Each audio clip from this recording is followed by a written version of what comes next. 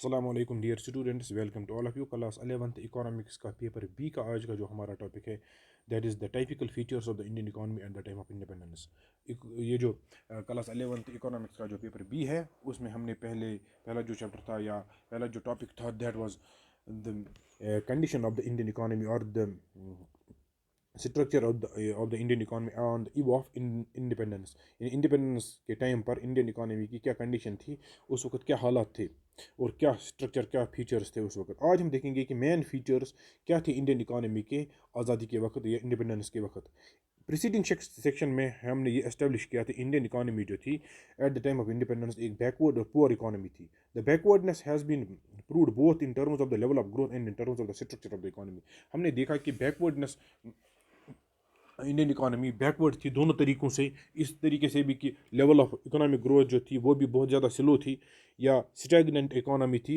और इन terms of structure of the economy, economy का जो स्ट्रक्चर था, whether it was employment structure और द रिलेटिव सिग्निफिकेंस और the relative shares of the different sectors of the economy, उसके हिसाब से यानी स्ट्रक्चरल पॉइंट ऑफ व्यू से भी इंडियन इकोनॉमी जो थी एक बैकवर्ड इकोनॉमी थी। We can now draw an overall picture of the Indian economy at the time of independence in terms of its salient feature or some of the typical conditions or characteristics on the eve of independence। अब हम देखेंगे कि overall picture draw करेंगे Indian economy की। आज़ादी के वक्त Indian economy किस तरह की इकोनॉमी थी, जब हम उसके कुछ मेन कंडीशंस या प्रोडोमिनेंट फीचर्स या कैरेक्टरिस्टिक्स को हाईलाइट करेंगे। उनमें से कुछ कैरेक्टरिस्टिक्स या जो मेन कैरेक्टरिस्टिक्स या मेन फीचर्स जो इंडियन इकोनॉमी के थे आज़ादी के वक्त, वो यहाँ पर दिए हुए हैं। First is the agriculture, the principal source of subsistence. Agriculture was the principal source of subsistence at the time of independence. Agriculture जो था मेन सोर्स ऑफ सब्सिस्टेंस आज़ादी के वक्त, मेन सोर्स ऑफ सब्सिस्टेंस जो था वो था एग्रीकल्चर। 73% ऑफ द पॉपुलेशन जो थी it was directly dependent on agriculture.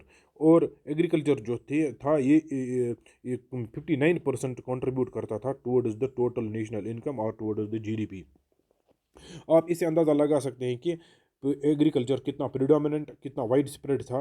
और मेजॉरिटी ऑफ द पॉपुलेशन जो थी 73% पॉपुलेशन दैट वाज डायरेक्टली और इनडायरेक्टली डिपेंडेंट ऑन एग्रीकल्चर और engaged in agriculture. Inadequate agricultural production, मगर हम देखते हैं कि अगर जो बहुत सारे लोग, एक बहुत बड़ी तादाद लोगों की एग्रीकल्चर से वाबस्ता थी, मगर एग्रीकल्चर की प्रोडक्शन जो थी, प्रोडक्टिविटी जो थी वो बहुत ही लो थी, because agriculture was under developed या बैकवर्ड एग्रीकल्चर, या जिसको हम सब्सिस्टेंस एग्रीकल्चर कहते हैं। Production of agricultural sector was not educated to meet the demand of the country। Production जो थी एग्रीकल्चरल सेक्टर की दैट वाज नॉट एजुकेटेड, काफ़ी नहीं था कि मुल्क की तमाम डिमांड उसको फुलफिल कर सके। इन 1947 just 13 crore hectares of land was under cultivation. 1947 में हम देखते हैं कि सिर्फ 13 करोड़ हेक्टेयर्स ऑफ लैंड जो था वो कल्टीवेशन में था।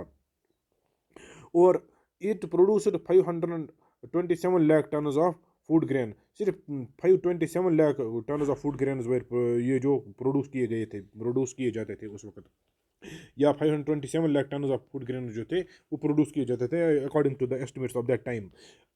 और इसको ये भी हमें ध्यान में रखना चाहिए, ये बहुत बड़ा एरिया था उस वक्त।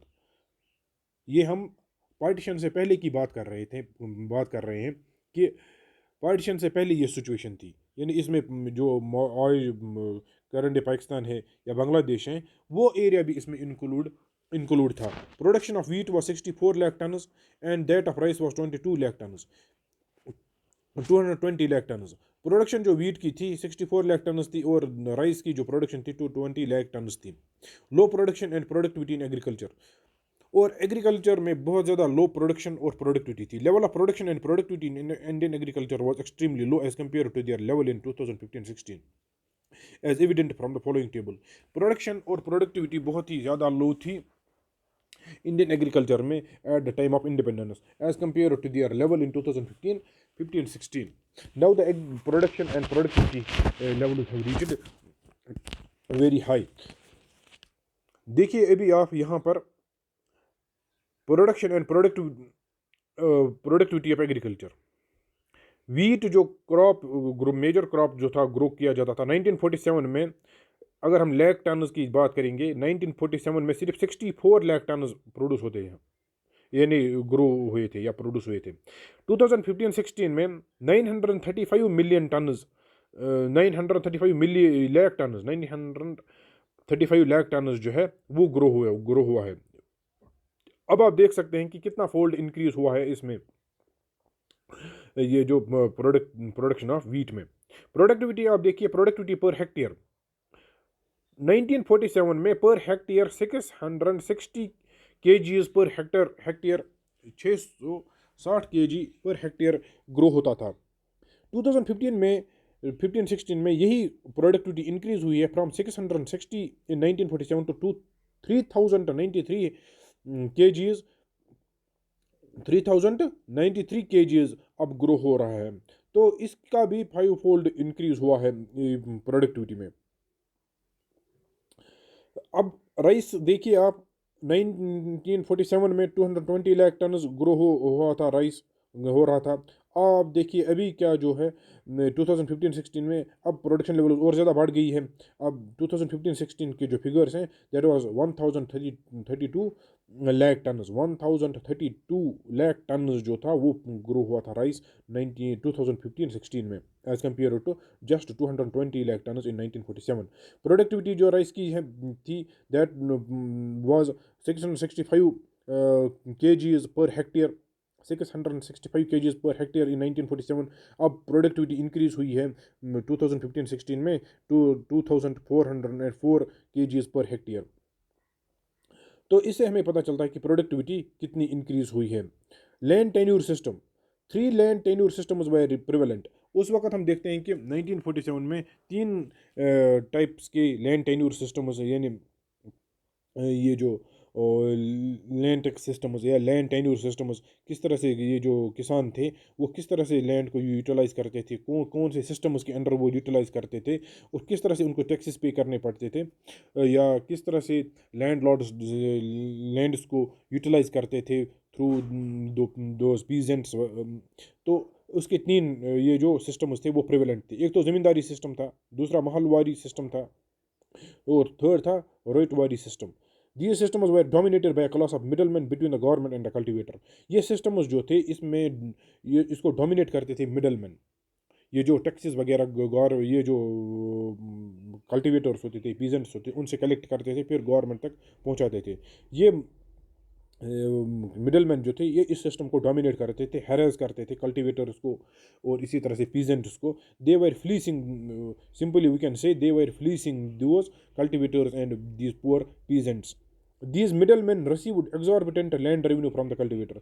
ये बहुत ज़्यादा हाई लेवल, ये जो हाई रेट्स पे लैंड रेवेन्यूज चार्ज करते थे कल्टिवेटर्स से। This exploitation adversely affected agricultural productivity that further compounded it is backwardness. तो इससे बहुत ज़्यादा एडवर्सली इफेक्ट हुआ एग्रीकल्चरल प्रोडक्टिविटी, जिससे एग्रीकल्चर और ज़्यादा बैकवर्ड बन गया, यानी एग्रीकल्चर में और ज़्यादा बैकवर्डनेस आ गई। लिमिटेड कमर्शलाइजेशन ऑफ एग्रीकल्चर, एक तो बहुत बड़ी जो प्रॉब्लम थी इंडियन एग्रीकल्चर में 1947 में, तो वो था limited commercialisation of agriculture was not commercialised, it was just used for subsistence. Limited commercialisation of agriculture was in evidence. Prevalent जो प्रैक्टिस थी वो था ये कि एग्रीकल्चर को यूज़ किया जाता था फॉर सेल्फ सब्सिस्टेंस। तो एग्रीकल्चर में लिमिटेड ये जो कमर्शलाइजेशन थी। Production was largely for self subsistence of the farming families. सिर्फ ये जो फार्मिंग फैमिलीज थी वो प्रोडक्शन जो कर रही थे या ग्रो जो कर रहे थे फूड वगैरह, वो सेल्फ सब्सिस्टेंस के लिए होता था। Only little surplus was generated for sale in the market. थोड़ा ही कुछ जो होता था बचता था, फिर उसको मार्केट में सेल किया जाता। This is yet another sign of the backwardness. Poor infrastructure agricultural infrastructure भी बहुत ज़्यादा पुअर था। Infrastructural development with electricity, transport, communication etcetera were very poor on the eve of independence. ये जो इंफ्रास्ट्रक्चरल डेवलपमेंट थे जैसे कि इलेक्ट्रिसिटी है, ट्रांसपोर्टेशन है, कम्युनिकेशन है, इसी तरह से हम देखते हैं कि ये जो वाटर सप्लाईज हैं या कैनाल्स हैं, इरिगेशन सिस्टम है, जो ये जो एग्रीकल्चरल डेवलपमेंट में मदद देते हैं ये चीज़ें, तो वो भी बहुत ही लिमिटेड थे, पुअर कंडीशन में थे at the time of independence. However the real motive behind the development of infrastructure was not to provide basic amenities to the people but to subserve various colonial interests. जो अब हम देखते हैं कि real motive जो था infrastructural development के पीछे, वो ये नहीं था कि लोगों को कुछ सहूलियतें दी जाएँ, लोगों को कुछ बुनियादी फैसिलिटीज़ प्रोवाइड की जाए, but to subserve various colonial interests. मगर वो जो ब्रिटिशर्स ने यहाँ पर कुछ इंडस्ट्रियल ये जो इंफ्रास्ट्रक्चरल डेवलपमेंट किया था, वो तो अपने इंटरेस्ट्स के लिए उन्होंने किया था, अपने इंटरेस्ट्स को सर्व करने के लिए। Roads constructed were not fit for modern transport. These were built primarily to serve purpose of mobilizing the army within India and drawing out raw materials from village areas to nearest railway station or the port to send these to far away England to and to send these to far away England or other lucrative foreign destinations. Road जो बनाए गए थे तो वो modern transport के लिए fit नहीं थे।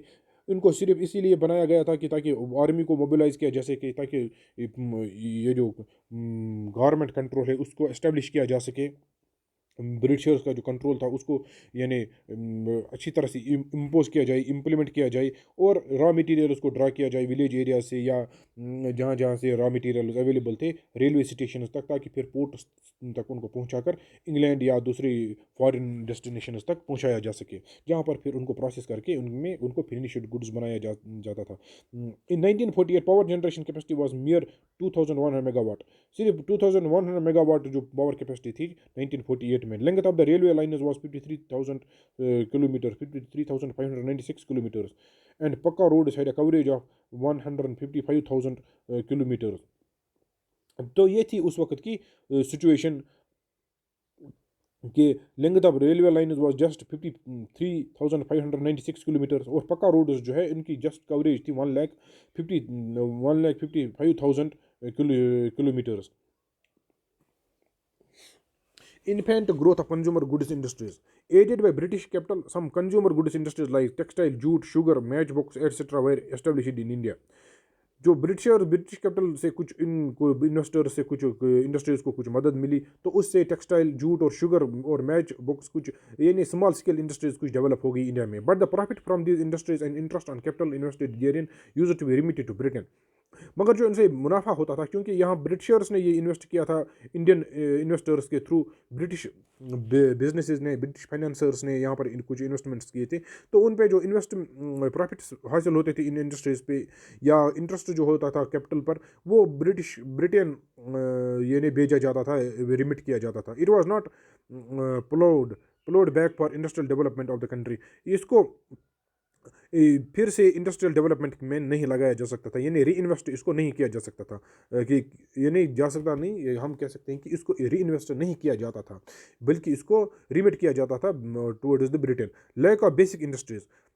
Tata iron and steel mill was the only important basic industry at the time of independence. सिर्फ Tata iron and steel mill जो थी, ये एक ही इक्वल यानी ओनली इंडस्ट्री थी, यानी जो at the time of independence एक इम्पॉर्टेंट इंडस्ट्री जो थी या इम्पॉर्टेंट फैक्ट्री जो थी जो एग्जिस्ट हो रही थी at the time of independence. क्योंकि हम देखते हैं कि किसी भी इकोनॉमिक डेवलपमेंट के लिए स्टील और आयरन जो है इंडस्ट्रीज जो है ये बहुत ही वाइटल है, इनडिस्पेंसेबल है। इसी तरह से हम देखते हैं कि सीमेंट इंडस्ट्रीज है, इलेक्ट्रिसिटी जनरेशन है, आयरन एंड स्टील है, ये कुछ ऐसी इंडस्ट्रीज है जिनको हम बेसिक इंडस्ट्रीज कहते हैं। This should be very fully developed before the economic development, overall economic development could commence. तो at the time of independence Tata and steel iron mill जो थी एक ही कंपनी थी जो उस वक्त एग्जिस्ट हो रही थी, इंपॉर्टेंट इंडस्ट्री जो थी। This points to the backward industrial base of the country. उस वक्त इंडस्ट्रियल बेस भी बहुत ही लो थी। Downfall of cottage and small scale industries. Britishers के यहाँ आने से पहले इंडिया में कोटेज और स्मॉल स्केल इंडस्ट्रीज जो थी विलेज लेवल्स पर, वो बहुत ही ज़्यादा फ्लरिश हो रही थी, वर्ल्ड वाइड रेपुटेशन उनकी थी, और इंडियन आर्टिसंस जो थे उनकी एक पहचान थी दुनिया में। वो उनके जो प्रोडक्ट्स होते थे, they were recognised throughout the world and their products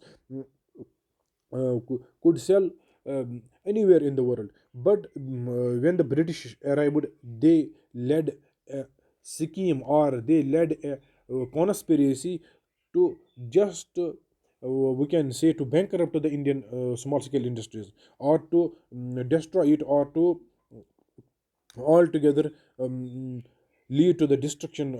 Britishers adopted such policies which led to the destruction and the bankruptcy of these small scale industries, and which ultimately which ultimately resulted in the closure of the small scale industries and cottage industries. Prior to British rule, Indian cottage and small scale industries enjoyed worldwide reputation for their artistic production. India की जो small scale और cottage industries थी, इनकी एक worldwide reputation थी for their artistic production, यानी for their skill, जो ये products बनाते थे, जिस quality के ये products बनाते थे, तो उनकी worldwide एक reputation थी. मगर ब्रिटिशर्स ने ऐसी policies adopt की जिनसे ये इन इंडस्ट्रीज़ का डाउनफॉल हुआ, इन इंडस्ट्रीज़ का की तबाही हुई, और अल्टीमेटली ये इंडस्ट्रीज जो है क्लोज डाउन हुई. Eight the time of independence, Indian cottage and small scale industries almost in state of ruin. जो इंडिया टाइम ऑफ इंडिपेंडेंस में हम देखते हैं कि जब इंडिपेंडेंस का टाइम आया 1947 में, तो उस वक्त इंडियन कॉटेज और स्मॉल स्केल इंडस्ट्रीज जो थी, इनकी एक बुरी हालत थी. यानी रेन मीनस के उनके खंडरात बन चुके थे, यानी इन ये जो तबाही के दहाने पर थे उस वक्त. फिर धीरे धीरे धीरे धीरे हम देखते हैं कि बहुत सारी इंडस्ट्रीज, इनमें से ये जो स्मॉल स्केल इंडस्ट्रीज या कोटेज इंडस्ट्रीज थे, they were close down during the British rule. And after that, slow growth of the tertiary sector offering services like transport and communication was in its infant stage. tertiary sector जो था, ये जैसे कि transport and communication, ये जो था, it was in its infant stage. These include railways, other means of transport, electricity, banking, etc. On the eve of independence, all these had developed very little. At that time, railway line is stretched to just 33,000 miles. Length of Pakka roads was just 97,500 miles. Thus, there were only 26 miles of roads for every 100 square miles of area, and only 85 miles of roads per 1 lakh of population. Shipping in the country was equally backward with total weight of 31 lakh GRT. Banking industry was just as in a state of emergence with just 4,115 branches across the country. Generation capacity of electricity was estimated to be just 23 lakh kilowatt, and only 3,000 villages were electrified in the country.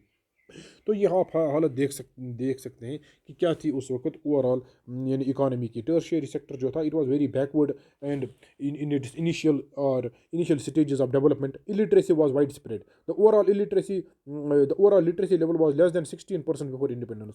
सिर्फ 16% लोग जो थे लिख के पढ़े थे India में. अगर हम इसको भी देखेंगे कि वेल क्वालिफाइड कितने थे, तो it would come to be less than 10%. Out of this the female literacy was at a negligible low of about 7%. 7% थी female literacy. 1948, the literacy rate was 18%, and thus 82% of the population of the country was illiterate. 18% population 1948 में literate थी, तो उसका मतलब हुआ कि 82% क्या थी, फिर illiterate. जब एक मुल्क में पॉपुलेशन या आबादी की ये हालत होगी, इन्हें पढ़ाई लिखाई की ये हालत होगी कि 80% की परसेंट जो 80% आबादी जो है वो अनपढ़ है, तो उस मुल्क की इकोनॉमिक डेवलपमेंट और सोशल डेवलपमेंट का फिर अंदाज़ा आप खुद लगा सकते हैं. यानी कितना वो बैकवर्ड होगा, कितनी वहाँ पर यानी खराबी होगी, कितना वहाँ पर यानी सुपरस्टिशंस होंगे, जब इतनी बड़ी तादाद में लोग जो है बेरोज़गार होंगे, ये जो अनपढ़ होंगे, ये जो इलिटरेट होंगे. Public health facilities. These were either unavailable to large portions of or when available, very highly inadequate. Public health facilities were almost unavailable or non existent. अगर कहीं कहीं पर अगर हम देखते हैं कि बड़े शहरों में ये कुछ जो मेन बड़ी सिटीज़ थी, मेन बड़े शहर थे, तो उनमें अगर कुछ अवेलेबल भी था, that was highly इनएडिक्वेट. Consequently water and airborne disease were rampant and took a huge toll on life. तो उसमें हम देखते हैं कि फिर water borne disease, airborne diseases जो थी वो रैम्पेंट होती थी, तो फिर कॉलरा वगैरह इस तरह की डिजीजेज फैलती थी, जिसमें बहुत सारे लोग फिर जान गंवा बैठते थे. No wonder the overall mortality rate was very high, and in that infant mortality was quite alarming. तो इसमें हम देखते हैं कि overall mortality rate, infant mortality rate जो थे बहुत ही अलार्मिंग थे, बहुत ही हाई थे. And infant mortality was quite alarming, was about 218 per thousand. 218 infant mortality rate was 218 per thousand. It is very very high. यानी आज हम देखते हैं कि इस तरह की के लेवल्स कहीं पर भी नहीं पाए जाते हैं. Average expectancy of life just 31 years. आप अंदाज़ा लगा सकते हैं कि average expectancy of life in India at the time of independence was just 31 years, and 17% of the population was urbanized, remaining 83% lived in rural areas. सिर्फ ये जो life expectancy 31 years थी, आज हम देखते हैं कि इंडिया में भी लाइफ एक्सपेक्टेंसी जो है अबाउट 70 ईयर्स है।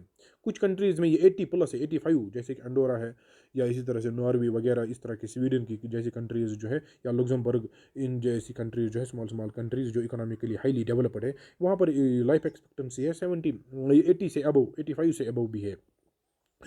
तो 17% of the population was urbanised. Urban areas में सिर्फ 17% आबादी रहती थी मुल्क की। तो 80%, 83% lived in rural areas. The obvious consequence of this features, अब हम देखते हैं कि ये जो फीचर्स इस तरह के थे, उसके क्या कॉन्सिक्वेंसेज थे, फिर इसकी क्या नताइज थे। The obvious consequence of this features was that on an average an Indian survived on a paltry amount of 7,114 per year और बियरली 593 रुपीज़ पर मंथ। तो इसका ये नतीजा था कि ऑन एवरेज, औसतन एक हिंदुस्तान में एक रहने वाला जो था, उसकी आमदनी पूरे साल की जो थी औसतन 7,114 रुपये पर साल थी, और 593 रुपये पर मंथ उसकी इनकम थी। A common man lived more by his instinct to survive than the will to survive. एक आम आदमी जो था, ये जो आम इंसान जो था, वो उसकी चाहत ही नहीं होती थी जिंदा रहने की। ये हम देखते हैं कि ये जो हम देखते हैं कि फिर नेचुरल फैक्टर्स की वजह से, या सोसाइटी के प्रेशर की वजह से, या एक जो इंसान में एक जो एक इंस्टिंक्ट जो होता है कि सर्वाइव करने का, उसकी वजह से वो फिर ज़िंदा रहता था, न कि इस वजह से कि वो उसको जीने का कोई शौक़ होता था या जीने की कोई चाहत होती थी।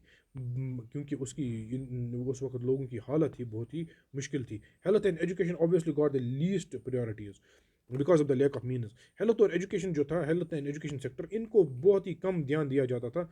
सबसे कम ध्यान उन्हीं को दिया जाता। Average life expectancy was just around 32 year, 31 year, and literacy rate was barely 18%। Average expectancy of life was just 31 year, यानी औसतन एक इंसान हिंदुस्तान में 31 साल की उम्र गुजारता था।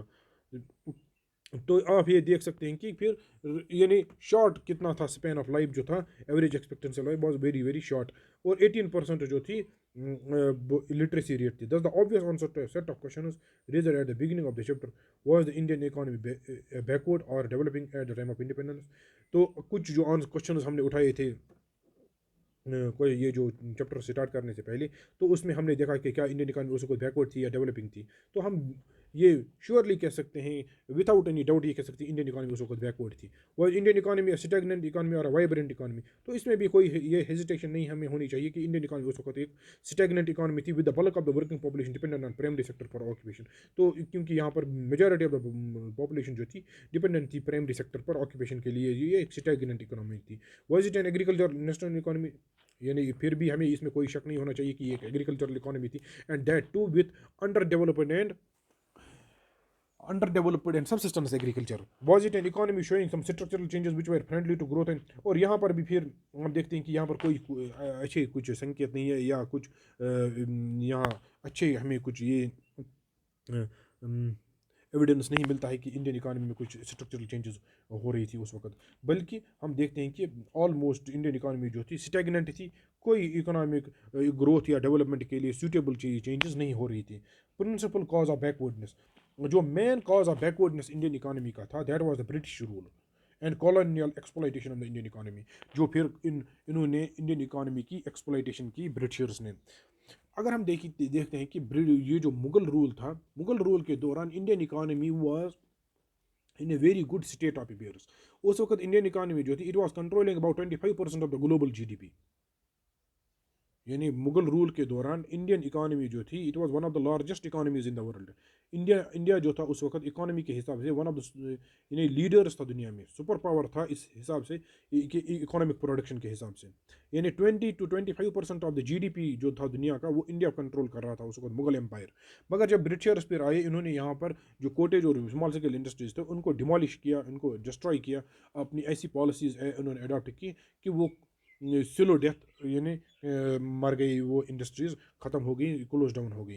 The British Raj in India and colonial exploitation of the Indian economy was the principal cause of backwardness of the Indian economy at the time of independence. यानी हम देखते हैं कि ब्रिटिश राज और कॉलोनियल एक्सप्लॉयटेशन जो हुई थी इंडियन इकोनॉमी की, वो बुनियादी वजह थी इंडियन इकोनॉमी की बैकवर्डनेस जो थी इंडिपेंडेंस की वक्त। Following points highlight the fact regarding how Indian economy was plundered and exploited by the British in India. India was treated as a colony supplying raw material to the British industry. The British जो थे during their political rule over India for nearly 200 years, Britishers ने जो 200 साल तक हिंदुस्तान में हुकूमत की, उन्होंने हिंदुस्तान को एज अ कॉलोनी, यानी अपनी एक कॉलोनी समझा था, जिस के हम पर कोई हुकूक नहीं है, और जिस पे हम जिस तरह से चाहें हुकूमत कर सकें और जिस तरह से चाहें लूटे। यो तो इस तरह से उन्होंने इंडिया को ट्रीट किया। 18th century saw the spread of industrial revolution in Britain। तो ये जो ब्रिटिशर्स थे, इंडिया से रॉ मटेरियल, इंडिया जो रिच था रॉ मटेरियल्स में, यहाँ से रॉ मटेरियल लेकर ब्रिटेन ले जाते थे, फिर वहाँ पर उनको प्रोसेस करते थे, फिर उनको बेचते थे all over the world. 18th century में हम देखते हैं कि ब्रिटेन में इंडस्ट्रियल रेवोल्यूशन स्टार्ट हुआ, जिसमें मशीन डेवलप हुई, बाकी चीज़ें, for which continuous and cheap source of raw material essential, जिसके लिए कंटिन्यूस और cheap source of raw material जो था एसेंशियल था इंडस्ट्रियल डेवलपमेंट के लिए या इंडस्ट्रियल रेवोल्यूशन के लिए। तो उसके लिए ब्रिटिशर्स ने इंडिया को चूज़ किया, इंडियन इकोनॉमी को एक्सप्लॉइट किया, और फिर यहाँ से रॉ मटेरियल उसको ले गए और वहाँ पर उनको प्रोसेस किया।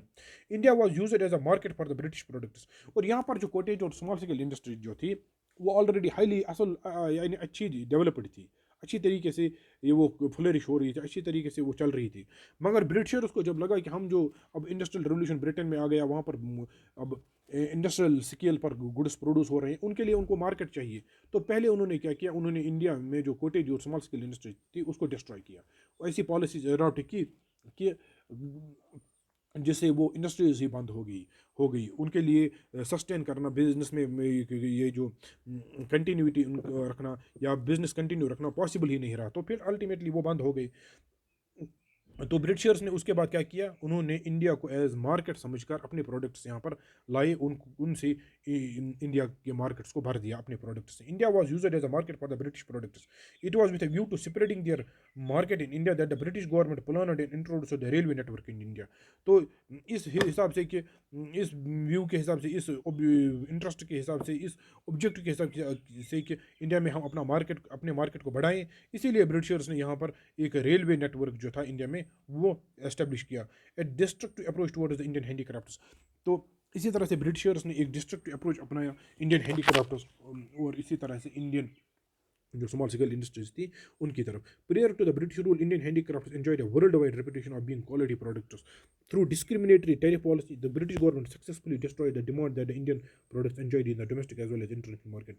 ब्रिटिशर्स ने जो discriminatory tariff policies, tax policies, इसी तरह से रॉ मटेरियल प्रोक्योरमेंट पॉलिसीज अपनाई, जिससे जो इंडियन प्रोडक्ट्स थे ये उनकी डिमांड डिस्ट्रॉय होगी, उनकी डिमांड खत्म हो गई डोमेस्टिक मार्केट में भी और इंटरनेशनल मार्केट में भी। एक्सप्लॉइटेड लैंड रेवेन्यू पॉलिसी, इसी तरह से परमानेंट जिम्मेदारी सिस्टम, ये जो लैंड रेवेन्यू सिस्टम जो ब्रिटिशर्स ने अडॉप्ट किए, यहाँ पर मुख्तलिफ उन्होंने सिस्टम अडॉप्ट किए, जैसे कि रेटवारी सिस्टम था, महलवारी सिस्टम था, जिम्मेदारी सिस्टम था। ये कुछ सिस्टम्स उन्होंने अडॉप्ट किए जो बहुत ही एक्सप्लॉइटेटिव सिस्टम्स थे, जिनसे एग्रीकल्चर यानी बैकवर्ड होता चला गया।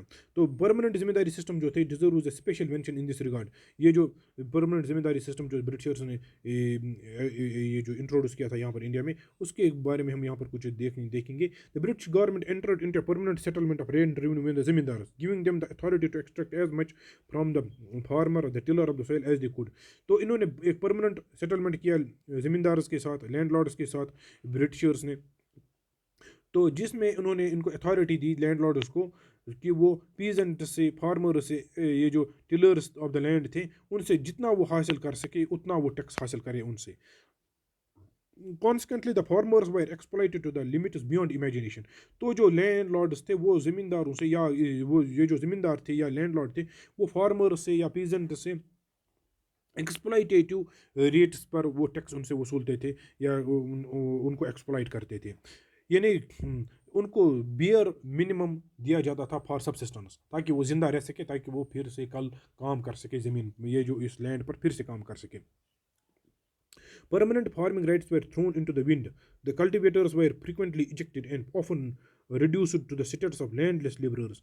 ये जो कल्टिवेटर्स थे उनको फ्रीक्वेंटली इजेक्ट किया जाता था, उनको निकाला जाता था और उनको लैंडलेस लेबरर्स उनको बना दिया गया, उनसे पूरी ये जो ज़मीन वमीन थी उनकी वो छीन ली गई। Deliberate neglect of infrastructure, Britishers ने डेलिबरेटली ये जो इंफ्रास्ट्रक्चर था इंफ्रास्ट्रक्चरल डेवलपमेंट जो था उसको नेग्लेक्ट किया, जैसे कि ट्रांसपोर्टेशन है, इलेक्ट्रिसिटी है, ये जो रोड्स था, ट्रांसपोर्टेशन सिस्टम जो था इसको नेग्लेक्ट किया। High cost of administrative and logistical remittances, the British government inflicted upon the Indian economy very high cost of administration. It also made huge remittances to England in the form of savings and surplus from their business ventures in India, as well as on account of Afghan war and Burmese war. British government जो थी इसने Indian economy पे एक और बोझ जो डाला वो था high administrative cost. Administrative cost जो था वो भी इंडिया को ही फिर यहाँ पर भुगतना पड़ता था, वो भी इंडिया को ही बियर करना पड़ता था। तो यहाँ पर ब्रिटिश ऑफिशियल्स जो थे या ब्रिटिश ऑफिसर्स जो थे वो लेविश लाइफ स्टाइल जीते थे, तो उससे फिर एडमिनिस्ट्रेटिव कॉस्ट्स भी बढ़ जाते थे। और इसी तरह से बहुत ह्यूज रिमिटेंसेस इंग्लैंड भेजे जाते थे सेविंग्स के फॉर्म में, जो वहाँ यहाँ पर बिजनेस चलाते थे उनसे जो प्रॉफिट मुनाफा होता था तो या सरप्लस जो उनसे वो ये जो जो होता था वो इंग्लैंड भेजा जाता था। और इसी तरह से ये जो अफगान वॉर चल रहा था 1880s में और बर्मीज़ वॉर 1885 में, उसमें जो फिर खर्चा आ गया, उसमें जो एक्सपेंसेस आ गई वो भी इंडिया को भी बियर करना पड़ता था। इंडियन ये जो ट्रेजरी थी एक चेकवर था उसी से लिया जाता था। Thus it is concluded that owing largely to the exploitative British rule in India, we inherited with independence an economy which was stagnant, backward and colonial in nature। तो ये हम कंक्लूड कर सकते हैं कि ब्रिटिशर्स की एक्सप्लॉइटेटिव पॉलिसीज़ की वजह से आज़ादी के वक्त हमने जो विरासत में पाई इकानमी वो स्टैगनेंट थी। स्टैगनेंट यानी इसमें कोई ग्रोथ नहीं थी, कोई वाइब्रेंसी इसमें नहीं थी, एक स्टैगनेंट इकानमी थी जो एक ही जगह ठहरी थी, बैकवर्ड थी और कॉलोनियल इन नेचर थी। The bulk of the population was staggering with poverty and dependent on agriculture. Majority of the population जो थी it was dependent on agriculture and was absolutely poor. और ये जो हम देखते हैं कि जो डेस्परेट कंडीशंस में रह रहे थे, अपनी ज़िंदगी गुजार रहे थे। Agriculture was more like a means of subsistence and less like commercial activity. Agriculture जो था मीन्स ऑफ सब्सिस्टेंस था, लोगों को खाना वाना उसे प्रोड्यूस होता था यानी गुरु होता था, ये कमर्शियल एक्टिविटी नहीं थी। देयर वाज ए लिटिल और negligible industrialization and almost a complete lack of infrastructural facilities for future growth and development. यानी इंडस्ट्रियल जो थी, इंडस्ट्रियल डेवलपमेंट जो था नेग्लिजिबल था। ये इसका अंदाज़ा आप इससे लगा सकते हैं कि उस वक्त सिर्फ एक ही इंपॉर्टेंट इंडस्ट्री थी, वो था Tata iron and steel industry ये factory. Almost a complete lack of infrastructural facilities. Infrastructural facilities जो थी ऑलमोस्ट नेग्लिजिबल थी फ्यूचर ग्रोथ और डेवलपमेंट के लिए। फिर उसके बाद ये डेवलपमेंट्स कुछ हुए हैं आज़ादी के बाद। In short the social and economic challenges before the country wire enormous eight the time of independence. तो जिस वक्त आज़ादी हुई उस वक्त इकोनॉमिक और सोशल चैलेंजेस जो थे मुल्क के सामने वो बहुत ही एनॉर्मस और बहुत ही बड़े चैलेंजेस थे। तो ये था हमारा आज का टॉपिक। अगला टॉपिक लेकर हम दूसरे लेक्चर में आते हैं आपके पास। तब तक के लिए आप इसका रिवीजन कीजिए, इसको फिर से देखिए। अस्सलामु अलैकुम।